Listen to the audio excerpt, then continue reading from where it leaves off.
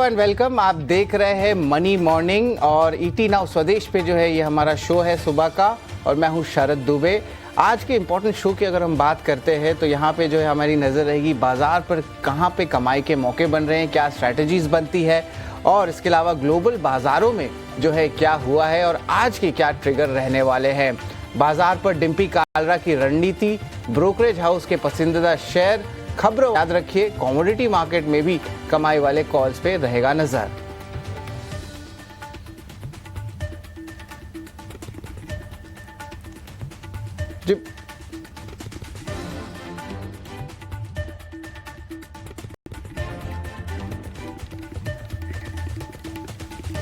जी, global markets की अगर बात करें तो अच्छी तेजी आई है। डाउ जोन्स, नास्डैक, S&P 500 इन सब में देखें तो 1% से ज़्यादा का उछाल आया। नास्डैक का लगभग 1.5% का जो उछाल देखने मिला है। कल रात जो थी अमेरिकी जो टैरिफ है इन सेगमेंट्स में भी वो इंपॉर्टेंट डेवलपमेंट्स आई है। सबसे पहले आई है कि जो टैरिफ की जो टेंशन देखने मिल रही है वो कम हो गई है और वो उम्मीद से चढ़ के जो है बाजार में अच्छी मोमेंटम देखने मिली है। डाउ जोन्स में लगभग 485 पॉइंट्स का जो है कल शानदार रैली देखने मिला।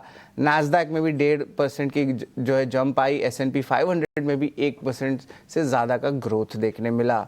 मेक्सिको और कनाडा का टैरिफ में जो है रियासत मिल सकती है, और अमेरिका ने जो है 2 ऑटो टैरिफ में 1 महीने की ढील भी दी है, यानी कि रिलैक्सेशन दिया गया है। अगर वो अमेरिका की जो टैरिफ पॉलिसी उसको वो फॉलो करते हैं तो 1 महीने की जो है हम कह सकते हैं एक पॉज जो है देखने मिली है। अब इसका नेट इम्पैक्ट जो है of course global auto companies के लिए थोड़ी रिलीफ तो ज़रूर होगी, लेकिन इंडियन ऑटो प्लेयर्स जिनका एक्सपोजर है यूएस में वहाँ पे भी देखा जा सकता है। अब टैरिफ में के दरों की उम्मीद जो है जनरल मोटर्स से 7% उतरा, यानी कि जो यूएस मार्केट्स है वहाँ पे ऑटो स्टॉक्स में अच्छी तेज़ी देखने मिली है। फेड के शेयर में अब बात करें, अब माफ़ करेगा फोर्ड के शेयर में, तो यहाँ पे 5% से ज़्यादा की जो है तेज़ी देखने मिली है। इंटरेस्टिंगली अगर कैंसर वैक्सीन बनाने वाली कंपनी मॉडर्ना की बात करें तो इनका वैक्सीन रिलेटेड जो न्यूज़ फ्लो से 15% स्टॉक उछला है। वही फरवरी में यूएस सर्विस सेक्टर में भी ग्रोथ देखने को मिली है। तो ग्लोबल क्यूज जो है थोड़े धीरे धीरे जो है आप समझ रहे कि जो टैरिफ की अनाउंसमेंट्स आ रही है उसको अब्जॉर्ब किए जा रही है, थोड़ी नॉर्मलेंसी आ रही है। लेकिन इमर्जिंग मार्केट्स के लिए थोड़ा बेनिफिट हो रहा है क्योंकि डॉलर इंडेक्स थोड़ा करेक्ट कर रहा है, आपका डॉलर भी करेक्ट कर रहा है, थोड़ी सी गोल्ड में इन्फ्लोज आ रही है, ब्रेंट क्रूड कम हो चुका है। तो इमर्जिंग मार्केट्स खास करके इंडिया वैल्यूएशन थोड़े सस्ते भी हुए हैं, तो इस एंगल से ज़रूर इसको देखिए। लेकिन अब चलते हैं FIs DIs की अपडेट पे। यहाँ पे क्या आंकड़े बनते हैं इस पे भी हम नज़र डालते हैं। FIs देखें, कैश मार्केट में जो है लगातार बिकवाली चल रही है। 2900 करोड़ का जो है आपको आउटफ्लो देखने मिला है। DIs की बात करें तो 3371 का जो है इनफ्लोज देखने मिला है। ये आंकड़ा जो है ऑफकोर्स देखें पिछले 4 सेशन से DIs का जो रेशियो है FI सेल से वो 1.5 से 2 गुना पे। अगर 1 रुपया FI बेच रहा है तो 1.5 से 2 रुपया DI खरीद रहा है। ये सिंपल रेशियो 4 दिन से मैं देख रहा हूँ। FIs की इंडेक्स फ्यूचर्स की बात करें और FIs की इंडेक्स ऑप्शंस की दोनों में फ्लोज आए हैं 411 और 1294 करोड़ रेस्पेक्टिवली का। FI स्टॉक फ्यूचर्स में भी जो इन्फ्लो आया 843 करोड़ का, और FI स्टॉक ऑप्शंस की बात करें तो 656 लेवल्स का जो है आपको देखने मिला है मूवमेंट। लेकिन चलिए FIs DIs की तो बात कर ली, ग्लोबल मार्केट का भी पूरा सेटअप हमने बात कर लिया। लेकिन अब जो है हमारे साथ जुड़ रहे है निफ्टी और निफ्टी बैंक के इंपॉर्टेंट लेवल्स बताने के लिए डिम्पी कालरा। क्या डिम्पी इंपॉर्टेंट सपोर्ट लेवल्स और रेजिस्टेंस लेवल्स हैं? गुड मॉर्निंग शरद। देखिए, कल मार्केट्स ने 10 दिनों के बाद पहली बार ऐसा फील करवाया कि वो फाइटिंग स्पिरिट्स में है। ऐसा अभी तक कोई लेवल्स नहीं आया, ऐसा कोई कन्विक्शन नहीं आया जिससे ये पता लग जाए कि हम नियर टर्म बॉटम यहाँ पे बना रहे हैं। कल सिर्फ एक दिन की खुशी थी, और अगर आप देखें भी तो 4000 पॉइंट हमने निफ्टी के अंदर तोड़े हैं। 26,000 से हम 22,000 पे निफ्टी पहुंचे, और कल की जो बढ़त थी वो मुश्किल से 250 पॉइंट्स की थी। तो 4000 पॉइंट्स और कहाँ पे 250 पॉइंट्स, तो ये अभी बॉटम वाली फीलिंग तो नहीं आ रही है। हाँ, बट है कि फाइटिंग स्पिरिट्स वाली फीलिंग आ रही है कि 22,000 के आसपास आके मार्केट्स अपने आप को ये मैसेज देना चाहता है कि भाई एक टेक्निकल पुल बैक तो ड्यू है ही। देखो, अभी जो मैक्रो लेवल जो भी आप डाटा वाटा पढ़ रहे हैं ये सब उतने भी तेजी से ठीक नहीं हो रहे हैं, और अभी भी ये सारे ओपन एंडेड हैं। इसमें कोई और नया भी कुछ भी जुड़ सकता है, तो उसको तो थोड़ा समय लगेगा आप हर चीज में। और मैं कई बार टीवी स्क्रीन पे बोल रहा हूँ कि जो दिवाली पे लिया हुआ माल है, होली पे माफ कीजिए, वो हो सकता है दिवाली पे जाके कटे, क्योंकि रिटर्न आपको बहुत अच्छे दिवाली पे जाके मिल सकते हैं। यानी कि टिल टाइम आप अपने मन को और अपने दिमाग को दोनों को समझा लीजिए कि मार्केट में अगर आप उतर के आ रहे हैं और बड़ा पैसा बनाना है तो आपको फिर थोड़ा समय भी देना होगा। अब ये वी शेप रिकवरी शायद नहीं होगी क्योंकि मैक्रो डिस्टर्बिंग है। अब आते हैं डेरिवेटिव्स के कल इंपॉर्टेंट लेवल्स में क्या क्या चेंजेस हुआ। कल 22,000 के लेवल को हमने फाइनली पक्का किया। उसके ऊपर के रेजिस्टेंस थे 500 यानी कि 22,500, उसको पार नहीं किया तो कल हमने 22,000 को इंपॉर्टेंट सपोर्ट की तरह कन्वर्ट कर दिया है। अभी देखते हैं क्या होता है क्योंकि कल शॉर्ट कवरिंग के बेसिस पे हुआ है, करीब 2 से 3% की शॉर्ट कवरिंग हुई है और शॉर्ट कवरिंग शॉर्ट लिव्ड होती है। दैट मीन्स आप शॉर्ट्स को सिस्टम से तो हटा दो लेकिन उसके बाद फिर आपको लॉन्ग्स भी चाहिए होते हैं सिस्टम को पकाने के लिए। तो शॉर्ट कवरिंग से कल मार्केट थोड़ा ऊपर आया। आज सेकंड डे फॉलो बाइंग भी अच्छी हो जाए और थोड़ी शॉर्ट कवरिंग मार्केट्स के अंदर आ जाए तो काम बन सकता है। देखो सिस्टम में जब भी शॉर्ट्स कवर होंगे तो कॉल और पुट्स का रेशियो भी चेंज हो जाएगा। तो वो 1 का पीसीआर हो चुका है। 1 का पीसीआर मतलब मार्केट को फेयर वैल्यू कर रहा है, ओवरबॉट या ओवरसोल्ड की कैटेगरी में भी नहीं डाल रहा। यानी कि जो होगा वो मार्केट के अंदर अब जो भी डाटा ड्रिवन होगा उसका रिएक्शन आपको फटाफट और जल्दी जल्दी और भी देगा। दूसरी इंपॉर्टेंट बात, एफआईज की होल्डिंग कितनी चल रही है। एफआईज की लॉन्ग होल्डिंग 17% है। थोड़ा सा चेंज हुआ है 1 से 2 दिन में, थोड़ा उनका होल्डिंग्स बढ़ा बट ये डिसाइसिव नहीं है क्योंकि आप पिछले 2 महीनों से करीब 20% से नीचे की एफआईज होल्डिंग्स को देख पा रहे हैं। तो अभी भी एफआईज की होल्डिंग में कोई मेजर चेंजेस नहीं है। मनापुरम इकलौता शेयर है जो एफ&ओ बैन के अंदर है। मैं बैंक निफ्टी और निफ्टी के लेवल्स के साथ क्लोज कर देता हूँ।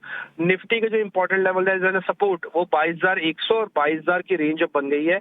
यहाँ पे आके आप एक एवरेज का एक सपोर्ट रख सकते हैं। ध्यान रखिएगा अभी no aggression and no depression वाले फॉर्मूले पे चल रहे हैं आपको, यानी कि एकदम से कूदना नहीं है मार्केट में और एकदम से डरना नहीं है। And buy right and sit tight है। अभी भी आपको बाय राइट ही करना पड़ेगा और थोड़ा सिट टाइट करके बैठना होगा तो काफी दिनों तक बैठना पड़ सकता है। तो ये एक इंपॉर्टेंट है पॉइंट। और रेजिस्टेंस के तौर पर अगर मार्केट चलता है तो पहले 22,500 को टेस्ट करेगा, फिर उसके बाद के नए लेवल्स आपको मिलेंगे। Same with the bank Nifty, क्योंकि हमने 48,000 के लेवल को बहुत अच्छे से बचाया, हालांकि 48,500 को पार नहीं किया तो इसलिए पहले 48,500-600 का एक रेजिस्टेंस आएगा, फिर 48,800 तक का भी रेजिस्टेंस आएगा। ध्यान रखिए कल हम बिना एचडीएफसी बैंक के और बिना इंडसइंड बैंक के चल रहे थे तो इसलिए आज एचडीएफसी बैंक का फॉल नहीं होना चाहिए। तो थोड़ा बहुत पार्टिसिपेशन बड़े शेयरों की आज फिर से रिक्वायरमेंट है। अगर हो जाती है तो ये भी 48,000 के लेवल को ब्रेक नहीं करेगा। 48,100 आपका स्टॉप लॉस बनेगा। 48,800 तक की रेंज आपकी खुल गई है एज ए टारगेट। ऑप्शंस वाले, क्योंकि आज वीकली बेसिस पर एक्सपायरी है निफ्टी की, ऑप्शंस वाले अगर मौका देख के ट्रेड मिलता है 1-1.5 घंटे का तो ट्रेड करना, अदरवाइज ज्यादा बड़े जोखिम नहीं लेना। और अगर लेना भी तो वीकली वाली की जगह मंथली वाली कॉल्स में लेना, वो ज्यादा सेफ होगी क्योंकि उसके अंदर आपको थोड़ा टाइम मिलेगा।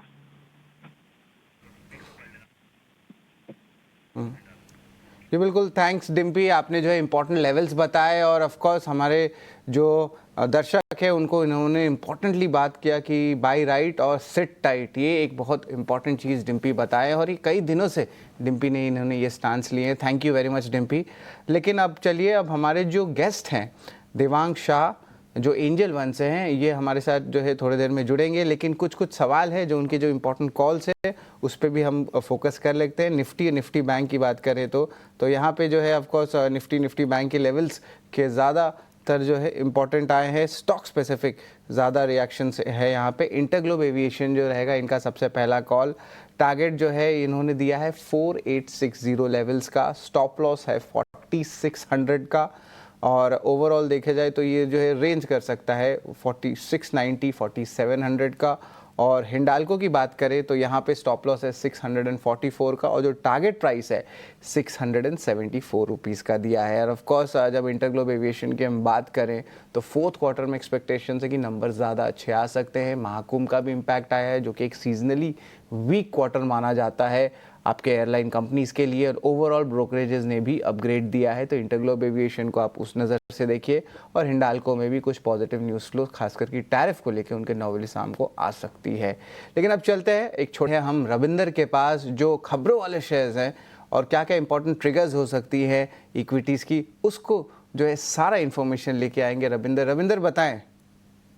जी, तो सबसे पहले हम शुरुआत करते हैं ऑटोमोबाइल स्टॉक से, जहां पर टाटा मोटर्स, भारत फोर्ज और सोना BLW जैसे स्टॉक जो है आज फोकस में रख सकते हैं। और उसके पीछे जो की ट्रिगर है, जहां पर अमेरिका के जो राष्ट्रपति डोनाल्ड ट्रंप ने US, मैक्सिको और कनाडा के एग्रीमेंट के तहत जो है अमेरिकी कार कंपनी को 1 महीने की टैरिफ छूट दी है। और अमेरिका चाहता है कि भारत कार आयात पर जो है 0 टैरिफ लगाए, तो जिसके चलते इन स्टॉक्स पर जो आज रिएक्शन देखने मिल सकता है।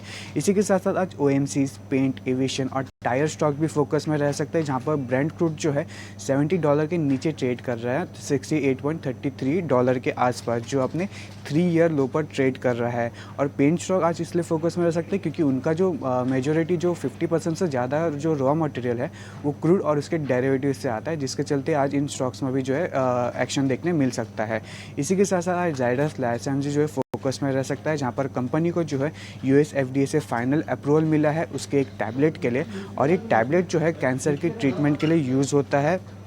कंपनी इस टैबलेट को जो है अहमदाबाद के जो प्लांट है उसमें मैन्युफैक्चर करेगी। और इस टैबलेट की जो एनुअल सेल्स है अमेरिका में वो USD 1807.7 मिलियन की रही है।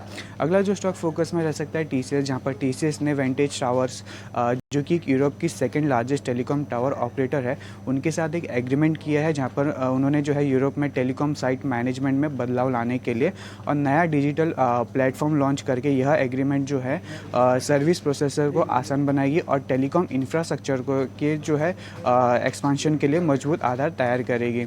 इसी के साथ साथ आज कैस्ट्रॉल इंडिया भी फोकस में रह सकता है, जहां पर एज पर एजेंसी जो है सऊदी अरमाको जो है वो BP कैस्ट्रॉल लुब्रिकेंट की जो एसेट है उसको जो है बाई करने पर जो है विचार कर रही है, जिसके चलते इस स्टॉक्स में भी जो है एक्शन देखने को मिल सकता है। आखिर में बात करेंगे स्टील स्टॉक्स की, जहां पर टाटा स्टील और JSW स्टील में जो है एक्शन देखने मिल सकता है, जहां पर आर्किलेटर मेटल निप्पन का कहना है कि जो इम्पोर्ट कर्व से भारत में जो उत्पादन है वो प्रभावित हो सकता है और जो एक्सपांशन है उसमें भी डिले देखने को मिल सकती है। यहाँ पर ध्यान में रखने वाली बात ये भी है कि दिसंबर 2024 में मेटको के आयात पर जो है बैन लगाया था, तो स्टील स्टॉक में जो है आज नेगेटिविटी देखने को मिल सकती है। धन्यवाद रविंदर, आपने बहुत अच्छी तरह से एक्सप्लेन करवाई। अगर मैक्रो न्यूज़ हो या इंडस्ट्री सेक्टर न्यूज़ हो, हाँ of course stock specific news flows थोड़ा आज कम है, लेकिन जो इम्पोर्टेंट है वो हमने आपके सामने रखा है। लेकिन अब चलिए, लिक्विडिटी बढ़ाने के लिए RBI का एक बड़ा कदम उठाया गया है। रिजर्व बैंक सिस्टम में 1.9 लाख करोड़ की लिक्विडिटी इन्फ्यूजन जो है देखने मिल सकती है। खबर पर विस्तार से जानकारी लेते हैं अंकुर के साथ। अंकुर बताएं। यह सेंट्रल बैंक ने लिक्विडिटी को ईज करने के लिए कुछ कदम उठाए हैं। यहाँ पर OMOs कंडक्ट किए जाएंगे 50,000 करोड़ ईच के, जो कि इस महीने प्लान्ड है। इससे पहले भी डॉलर रुपी स्वैप का अनाउंसमेंट जो हुआ था 28 फरवरी को, वहां पर $10 बिलियन के डॉलर रुपी स्वैप को अच्छा रिस्पांस मिला था, इसलिए यहां पर भी एक और डॉलर रुपी स्वैप को अनाउंस किया गया है। जो ओवरऑल अगर हम लिक्विडिटी मेजर्स की बात करें तो वो 3 लाख करोड़ से ज्यादा के होंगे अगर आप जनवरी से अभी तक देखें। साथ ही जो रेट कट हुआ था उससे भी बैंकों को लिक्विडिटी में आसानी जरूर हुई थी, लेकिन अभी भी कई सारे और लिक्विडिटी मेजर्स की एक्सपेक्टेशन है, क्योंकि 15 मार्च को जो टैक्स आउटफ्लो होना है उसके लिए पूरी तैयारी चल रही है। और बाद में अभी देखना यह होगा कि न सिर्फ ये स्टेप जो मार्केट पार्टिसिपेंट्स हैं वो और भी स्टेप्स रिजर्व बैंक से उम्मीद कर रहे हैं, क्योंकि जो डेफिसिट है वो अभी भी जो लास्ट डेटा है उसके हिसाब से 20,000 करोड़ का बना हुआ है। और चूंकि ये टैक्स आउटफ्लो होना है तो ये फिर से और गहरा हो सकता है। जी बिल्कुल, RBI जो है 2 इम्पॉर्टेंट इन्फ्यूजन्स कर रहे हैं। ऑफ कोर्स इसका जो मेजर इम्पैक्ट आता है वो आपका लिक्विडिटी सेगमेंट पे आता है। थोड़े दिन पहले भी हमने देखा था जो रिस्क वेट्स थे खास करके NBFCs और बैंकिंग स्पेस में, उन रिस्क वेट्स को भी घटाया गया था। तो इसका नेट इम्पैक्ट एक और मैं बता देता हूँ इक्विटी मार्केट पर्सपेक्टिव से कि बैंकिंग और NBFCs यहाँ पे ज़्यादा लिक्विडिटी देखने मिल सकती है। पहले तो ऑफकोर्स जो था रिस्क वेट्स कम हुए, बहुत सारे RBI में जो पाबंदियाँ लगी थी बड़े बड़े NBFC से उसको भी जो है थोड़े से कम किए गए, और ओवरऑल जो मैक्रो इकोनॉमिक फैक्टर्स टेंड कर रहा है और जो RBI की भी आई है बात, उससे अभी हमें पता चल रहा है कि एक रेट कट आ सकता है। तो ऑफकोर्स बाजार में जो है भारत के मैक्रो स्पेसिफिक न्यूज़ फ्लो पे भी पॉजिटिव मोमेंटम देखने मिल सकता है। मैक्रो की बात हो गई, इक्विटी की बात हो गई, एक और एसेट क्लास है कमोडिटीज़ का, ये भी बहुत इंपॉर्टेंट है। तो कमोडिटी मार्केट पर कहाँ रखे नज़र, ट्रेडबुल सिक्योरिटीज के भाविक पटेल हमारे साथ जुड़ रहे हैं। नमस्कार, good morning Bhavik. Good morning sir. सबसे सवाल रहेगा वो है सोना चांदी, इसमें क्या करे? गोल्ड सिल्वर लेवल्स पे अभी क्या लग रहा है? देखिए, गोल्ड में कल जो एडीपी के नॉन फार्म डेटा है वो थोड़े डिसअपॉइंटिंग है, बट अभी भी अगर देखें तो ट्रम्प की जो टैरिफ पॉलिसी है इसकी वजह से सेफ हेवन बाइंग अभी भी बरकरार है। हालांकि गोल्ड में थोड़ा कॉशियस रहना चाहिए क्योंकि वही हाई लेवल पे है जहां पे पहले भी हमने देखा कि थोड़ी बिकवाली आ सकती है। बट ओवरऑल आई थिंक दोनों सोने और चांदी में बाय एंड डिप्स की रणनीति रखनी चाहिए, कैरी फॉरवर्ड नहीं करनी चाहिए पोजीशन। तो आज गोल्ड में अराउंड 85,600 के करीब बाय कर सकते हैं 86,000 के टारगेट के लिए, और चांदी में भी अगर आज थोड़ी गिरावट मिलती है अराउंड 97,200 के करीब, तो 98,000 के टारगेट के लिए बाय कर सकते हैं। जी बिल्कुल। और क्रूड पर आपकी क्या राय रहेगी? क्रूड जो है वॉलेटाइल है लेकिन towards the down side trend कर रहा है। $70 के नीचे भी कल आया था अपने 3 ईयर लेवल्स के लो पे। और इंटरेस्टिंगली बताया जाए तो भारत में जो ऑफकोर्स क्रूड के भी डिपेंडेंसी है, यहाँ पे थोड़ी पॉजिटिव इम्पैक्ट आ सकती है। लेकिन क्रूड पर अभी क्या राय है? और थोड़ी गिरावट देखने मिल सकती है क्योंकि ऑफकोर्स अगले महीने जो है ओवर सप्लाई या कह सकते हैं प्रोडक्शन और बढ़ सकती है, पर मार्केट में ओवर सप्लाई भी आ सकता है। तो इस पर आपकी क्या राय रहेगी? डेफिनेटली देखिए, अभी क्रूड में कोई पॉजिटिव फंडामेंटल फैक्टर्स है नहीं। जो ओपेक प्लस की जो उन लोगों ने कैरी फॉरवर्ड जो करना था वो नहीं किया। अप्रैल में वो लोग अपना प्रोडक्शन बढ़ाएंगे जिसकी वजह से मार्केट में ओवर सप्लाई बढ़ेगी, और ऐसे भी टैरिफ की वजह से एक्सपेक्टेड है कि ग्रोथ भी कम होगा जिसकी वजह से डिमांड भी कम रह सकती है। तो आई थिंक अभी क्रूड के लिए कोई पॉजिटिव है नहीं कोई फैक्टर्स, अनलेस एंड अनटिल एक टेक्निकल बाउंस पुल बैक आ सकता है। बट ओवरऑल मुझे लग रहा है कोई भी उछाल पे गिरावट ही आ सकती है क्योंकि फंडामेंटल्स काफी वीक है। तो कच्चे तेल में शॉर्ट कर सकते हैं अराउंड 5830 5700 के टारगेट के लिए, और 5880 का स्टॉप लॉस रख सकते हैं। बिल्कुल, एक स्टॉप लॉस भी जो है इंपॉर्टेंट लेवल्स भाविक जी बताते हैं। लेकिन भाविक जी, बेस मेटल्स पे कहाँ पे मौके बनते हैं? देखिए, कल हमने देखा कि मेटल्स में एक अच्छी रैली भी देखने मिली थी, और चाइना ने जो है अपना टारगेट्स जो होता है ग्रोथ टारगेट्स वो भी बताया था। और याद रखिए, रशिया और यूक्रेन का भी अगर थोड़ा पीस आता है तो रशिया में भी डिमांड बढ़ सकती है इंडस्ट्रियल की। ऑफकोर्स 2 से 3 साल ये आंकड़े कम रहे हैं, तो रशिया का डिमांड पिकअप, चाइना में भी आप देखें कि टारगेट्स आ रहे हैं।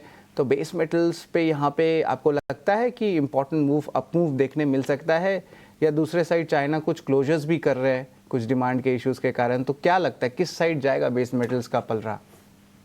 आई थिंक वेरी शॉर्ट टर्म अगर देखें तो पॉजिटिव साइड ही है। जैसे आपने बताया, चाइना ने जीडीपी अपना 5% का रखा है। मोस्ट इम्पोर्टेंट के फिस्कल डेफिसिट भी बढ़ाया है, जिस मीन्स के वो अभी अपना जो डेट है उसके ऊपर फोकस नहीं कर रहे, ग्रोथ पे कर रहे हैं। और कल हमने एक कॉमर्स सेक्रेटरी, यूएस की कॉमर्स सेक्रेटरी भी स्टेटमेंट दिया है कि वो शायद कम जो है टैरिफ 25% मैक्सिको और कनाडा है वो कम भी कर सकते हैं, जिसकी वजह से बेस मेटल्स में हमने रिकवरी देखने को मिली है। और तो आई थिंक ये दो फैक्टर्स मुझे लग रहा है अभी शॉर्ट टर्म के लिए काफी पॉजिटिव है। एक बाउंस बैक भी एक्सपेक्टेड था जो आ रहा है। तो कॉपर आई थिंक सबसे बढ़िया लग रहा है। ओवरऑल टेक्निकली भी 860 के ऊपर है जो एक मेन इंपॉर्टेंट सपोर्ट है। तो कॉपर में बाय कर सकते हैं अराउंड 872 882 के टारगेट के लिए, और 866 का स्टॉप लॉस रख सकते हैं। और भाविक जी, जल्दी से बता दें नेचुरल गैस पे आपकी क्या राय है? क्या इंपॉर्टेंट टेक्निकल लेवल्स लग रहे हैं? देखिए, नेचुरल गैस में काफी वॉलेटिलिटी है। हमने ट्यूसडे को देखा था 9% के अपर सर्किट, कल हमने देखा था एटलीस्ट 5 to 6% की एक अपमूव दिख रही है। तो आई थिंक नेचुरल गैस में बाय एंड डिप्स की रणनीति रखनी चाहिए अराउंड 380 390 के टारगेट के लिए, 375 के स्टॉप लॉस से। आई थिंक 370 के नीचे जाता है तो ही मुझे लग रहा है कोई मीनिंग करेक्शन मिल सकता है हमें। जी बिल्कुल, धन्यवाद भाविक जी, आपने बहुत इम्पॉर्टेंट जो है कमोडिटी कॉल्स दी, और खासकर कि अभी जिस तरह ग्लोबल मैक्रोज चेंज हो रहा है और डोमेस्टिक मैक्रोज में भी उसका इम्पैक्ट या सेकंड ऑर्डर इफेक्ट देखने मिल रहा है। लेकिन अब चलते हैं जो है क्या बाजार में करेक्शन की दौर अब थमने वाली है, या घरेलू मार्केट में एफआई की खरीदारी कब लौट सकती है? बड़े करेक्शन के बाद किन सेक्टर और शेयर में खरीदारी के मौके दिख रहे? इन सभी मुद्दों पर बात करने के लिए इक्विनिटी वेंचर्स के मैनेजिंग पार्टनर राजेश सहगल हमारे साथ जुड़े हैं। आइए सुनते हैं। राजेश जी, बजट सही से निकल गया, पॉलिसी अच्छी रही, अर्निंग्स भी ठीक आए, हाल फिलहाल जो जीडीपी के नंबर आए वो भी कोई ऐसे निराश करने वाले नहीं थे, लेकिन बाजार लगातार दुबला होता गया टैरिफ की चिंता में, जो कि दूसरे देशों पर लग रही है। आपको लग रहा है कि थोड़ा सा ज्यादा रिएक्शन हमने दिखा दिया? और दूसरी चीज, ये एफआईज को लेकर आप क्या सोच रहे हैं सर? उनके मन में चल क्या रहे, उनको चाहिए क्या आखिर भारत से? देखिए, जो आपने कहा कि बजट बहुत अच्छा गया, गवर्नमेंट की पॉलिसीज अच्छी हैं, जीडीपी का प्रिंट काफी ठीक ठाक आया है, इतना कुछ उसमें डाउनसाइड नहीं है। लेकिन जो दूसरे फैक्टर्स हैं जिसकी वजह से मार्केट में करेक्शन बहुत समय से एक्सपेक्टेड था, जो हम रिवेट कर रहे थे करेक्शन के लिए, और ये करेक्शन हुआ है, एक अच्छा ही करेक्शन हुआ है। तो अगर आप अभी कंपेयर करें इंडिया को बाकी दूसरे मार्केट से, तो इंडिया का परफॉर्मेंस बहुत ही खराब रहा है। लेकिन ये पिछले 6 महीने की बात कर रहे हैं। अगर आप पूरे 4 साल देखें तो इंडिया का परफॉर्मेंस बहुत अच्छा रहा है। लेकिन जो इन्वेस्टर कम्युनिटी है, हम लोग जो हैं, हम लोग बहुत ही फोकस्ड होते हैं कि अभी मार्केट में क्या हो रहा है, आज पैसे क्यों नहीं बन रहे, पिछले 3 महीने में पैसे क्यों क्यों नुकसान हो गया हमारा। बट 3-4 साल की स्टोरी हम भूल जाते हैं। बड़ा फैक्टर्स में अगर आप देखें तो एक तो जो टैरिफ है, टैरिफ जो ट्रम्प एडमिनिस्ट्रेशन ने अभी बात की है, और 4 तारीख से कल से लागू भी हो गए हैं कनाडा पर, मेक्सिको पर, और ऑफ कोर्स चाइना में और इंडिया पर भी होंगे सेक्टर्स में। आई थिंक ये टैरिफ्स को समझना बहुत जरूरी है, क्योंकि ये एक शॉर्ट टर्म इसका इम्पैक्ट नहीं है। इसका इम्पैक्ट बिजनेसेस पर, उनकी अर्निंग्स पर, प्रॉफिट्स पर, मुनाफे पर काफी लॉन्ग टर्म तक रहेगा। और ये हम भी रिसर्च में लगे हुए हैं समझने के लिए कि किस सेक्टर्स पर, कौन सी बिजनेसेस पर इसका पॉजिटिव इफेक्ट होगा, क्योंकि किसी किसी बिजनेस पे के लिए अच्छा होगा, बट मोस्टली बिजनेस के लिए नेगेटिव होगा। इसमें अगर आप बाकी मार्केट से कंपेयर करें टैरिफ का जो इम्पैक्ट है, तो आई थिंक इंडिया में बहुत ज्यादा इम्पैक्ट नहीं आएगा। दूसरी जो इकोनॉमीज हैं, एशियन इकोनॉमीज हैं, जो जैसे कि ताइवान, वियतनाम, इन पर बहुत ज्यादा इम्पैक्ट आएगा, बिकॉज इनके जो एक्सपोर्ट्स हैं वो यूएस के साथ बहुत ज्यादा जुड़े हुए हैं, और यूएस में बहुत ज्यादा एक्सपोर्ट्स होते हैं। तो एक तो ये फैक्टर हुआ, बट दूसरा फैक्टर जो है, जो मैं रिपीट करना चाहता हूँ, अभी अर्निंग सीजन नहीं है, इसलिए अर्निंग्स की ज्यादा बातें नहीं हो रही है। बट पिछले 3 महीने में, 9 महीने में जो मार्केट ने दिखाया है कि बिजनेस की अर्निंग्स स्लो डाउन हुई है, जो ग्रोथ हो रहा था वो स्लो डाउन हो गया है। निफ्टी 50 का जो प्रॉफिट ग्रोथ है वो 4 से 6% कुछ ग्रो हुआ है पूरे 9 महीने में। तो आई थिंक ये सबसे बड़ा कंसर्न था। इसको अगर कंबाइन करें ये फैक्टर से, कि हमारे जो वैल्यूएशंस थे वो बहुत बढ़ चुके थे, तो आई थिंक ये करेक्शन बहुत ड्यू था, बहुत जरूरी था। अगर पीक से हम देखें, जो सितंबर में पीक हुआ था, तो वहां से निफ्टी, सेंसेक्स कुछ 17%, 17-18% कुछ करेक्शन ऑलरेडी हो चुका है। और जैसा कि एक थंब रूल हम लोग मानते हैं मार्केट में, कि 20% से ऊपर करेक्शन हुआ तो बेयर मार्केट शुरू हो गया है। तो आई थिंक हम बहुत पास है उस लेवल के, और ये हमें जरा भी अचरज नहीं होगा अगर वो लेवल हम क्रॉस कर जाएंगे। स्मॉल कैप इंडेक्स तो ऑलरेडी बेयर मार्केट पे गिर चुके हैं, लेकिन निफ्टी और सेंसेक्स लेवल अभी भी कुछ दूरी पर है। सर, शेषा बात कर रही हूँ आपसे।